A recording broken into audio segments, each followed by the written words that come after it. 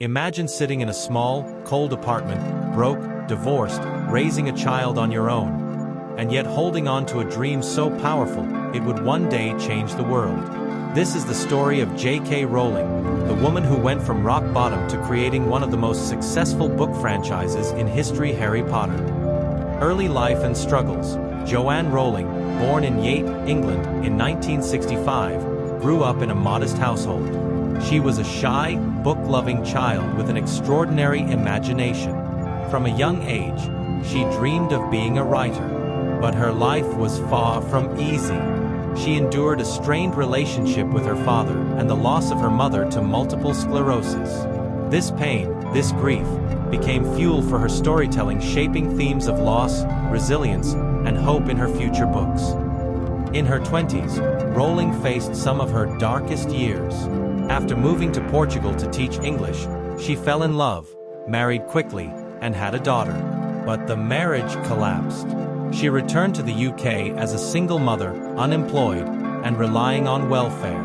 At one point, she described herself as being as poor as it is possible to be in modern Britain without being homeless. It was her lowest moment, and yet, out of this rock bottom came the spark that would change everything.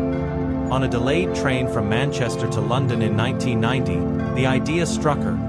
A boy who didn't know he was a wizard, attending a magical school. She didn't even have a pen, so she sat there, imagining the entire world of Harry Potter in her mind. Over the next years, despite her struggles, she poured her heart into writing the story. She wrote in cafes, often while her baby daughter slept beside her. That manuscript was her lifeline, her hope. When Rowling finished her first manuscript of Harry Potter and the Philosopher's Stone, she sent it to publishers. And what did she get? Rejection. Over a dozen publishers turned her down, claiming the book wasn't marketable. Most people would have quit, but Rowling refused. Finally, in 1997, Bloomsbury agreed to publish the book. Even then, her editor advised her to get a day job, because children's books rarely made money. The first print run was just 500 copies. But almost immediately, Harry Potter began to gain momentum. Kids loved it. Parents loved it. Word spread. By the release of the second and third books, it was clear this wasn't just a story. It was a phenomenon. Bookstores were flooded with midnight release parties. The series became a cultural event. By 1999, Rowling had gone from a welfare mother to one of the best-selling authors in the world. Then came the movies. Warner Brothers bought the rights, turning Harry Potter into an $8 billion film franchise. Theme parks, video games, merchandise, the wizarding world became a global empire. Rowling herself became the world's first billionaire author. She went from writing in cafes to being one of the most influential women in modern history. But Rowling's story isn't just about money, it's about imagination. She gave the world a universe where kids who felt ordinary could discover they were extraordinary.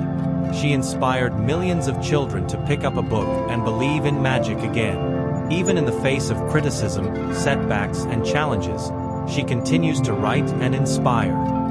So, what lessons can we take from J.K. Rowling's journey? Rock bottom can be the foundation of success. Rejection isn't failure, it's redirection. Hold on to your vision, even when no one else believes. Pain can fuel your art. Your story can change the world. Her life is proof that dreams can rise from ashes, and that even the darkest times can create the brightest magic. J.K. Rowling's rise from welfare mother to billionaire author is one of the most powerful rags-to-riches stories of our time. Which part of her story inspired you the most? Let me know in the comments, and don't forget to like, share, and subscribe for more real-life rags-to-riches journeys that will move you to chase your own dreams.